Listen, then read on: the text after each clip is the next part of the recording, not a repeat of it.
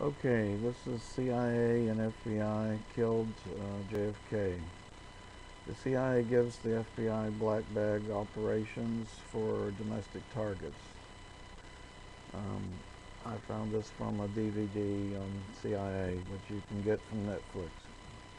GHW Bush was in charge of the Bay of Pigs fiasco on the ground, according to Mark Lane's book, Plausible Denial. JFK inherited the plan to invade Cuba from the Nixon-Eisenhower administration. As soon as Castro took over, Nixon wanted to kill him, and the Nazis and the CIA went crazy because they had communists 90 miles off their shore. After they helped Castro take power, he told them he was a communist. The Joint Chiefs of Staff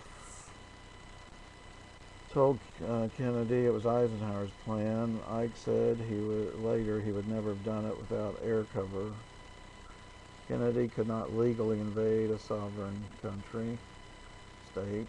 Cuba was a sovereign country. CIA had helped Castro overthrow a very, very bad despot named Batista. You couldn't even take your children to the hospital if you hadn't voted for Batista. We put Batista in power.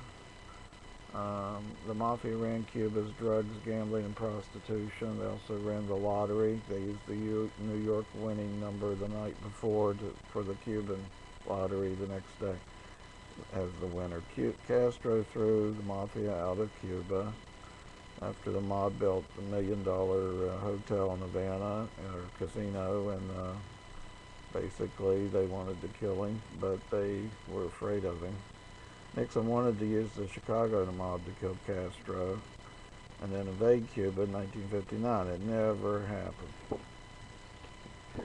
I think no one in their right mind would invade Cuba. Everybody's armed down there, has a bazooka or a landmine or something. They will fight to the last man, the last drop of blood before they'll let anyone take over Cuba. They have underground cities there. They are ready for an invasion, so and we will choke on the bone in the throat that's Cuba if we try to invade. There's 10 million people down there, men, women, and children. The blockade hurts mostly women and children. Hillary, end this blockade. I wondered what Kennedy was doing starting a war 90 days into his presidency when I was a little boy. He said it was the dumbest thing I've ever done. Allen Dulles was the head of the CIA then. Dulles is the traitor who hired Nazis to destroy the Soviet Union after World War II. He hired General Galen, Hitler's master spy against the Soviets, who started the Cold War by lying about the Soviets. The Soviets Union had smashed Hitler's Wehrmacht in 1945 with a 3 million man army, 38,000 tanks, 35,000 planes. Then we turned around and helped the Nazis eventually destroy it with the KGB against Gorbachev with the Mossad. And so it is now gone.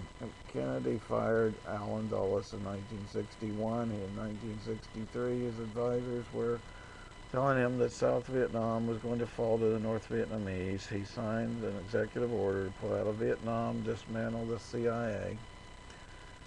When he signed that order, he was signing his death warrant. Ike had CIA in Vietnam and Green Berets. CIA had assassinated 28,000 Vietnamese elders and leaders. Ho Chi Minh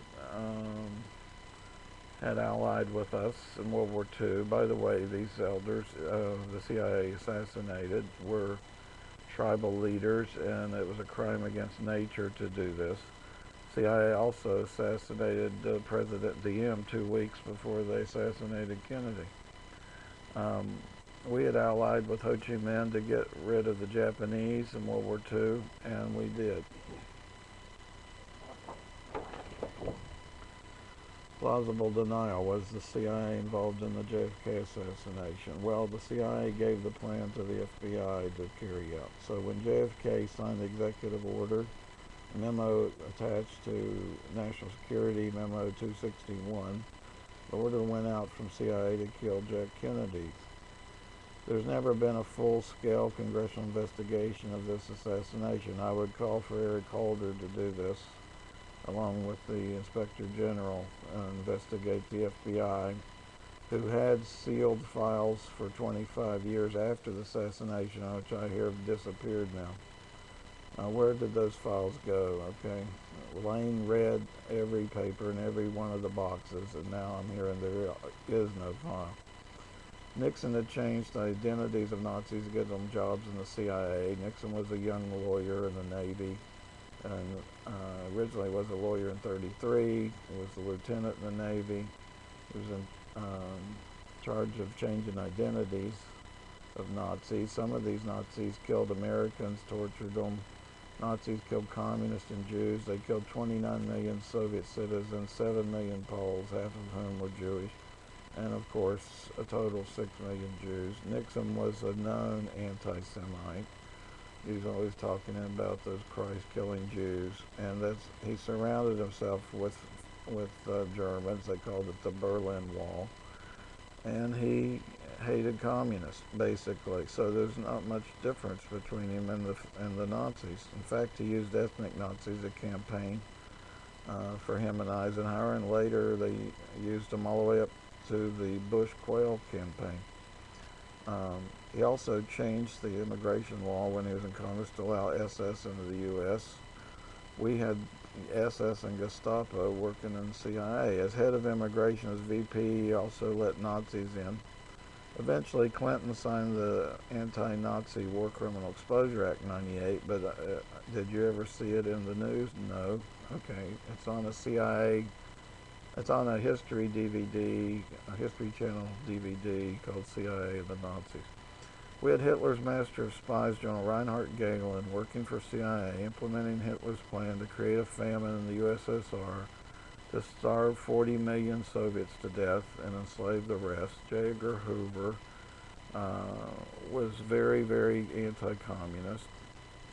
He wrote a book called Masters of Deceit, with words and ideas right out of that book are in the Warren Commission report, and Allen Dulles, LBJ, put on the Warren Commission after Kennedy fired him.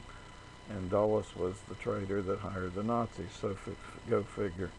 Lee Harvey Oswald, the report in the Warren Commission describes how Oswald got in a bus, got in a taxi, walked, got back on a bus, etc. That's stuff right out of Masters of Deceit. So I gotta think it was put in there by Hoover. Oswald was either CIA or he had a double in the CIA. If Oswald had a double in the CIA, then Hoover framed the real Oswald to make it look like he killed JFK, because Rush to Judgment by Mark Twain proves Oswald did not shoot Officer Tippit. So see the film Executive Action to see how CIA hired rich industrialists who hired 3 ex-Marine sharpshooters to kill John Kennedy in Dallas.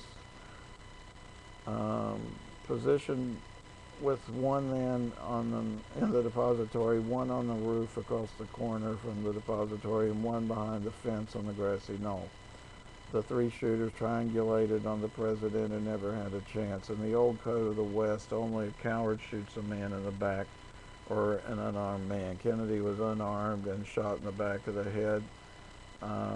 He also was shot from the grassy knoll, and in any case, and one guy on the roof missed and hit Connolly, so that was the second shot. The first shot hit Kennedy in the neck, and the last one hit him in the back of the head.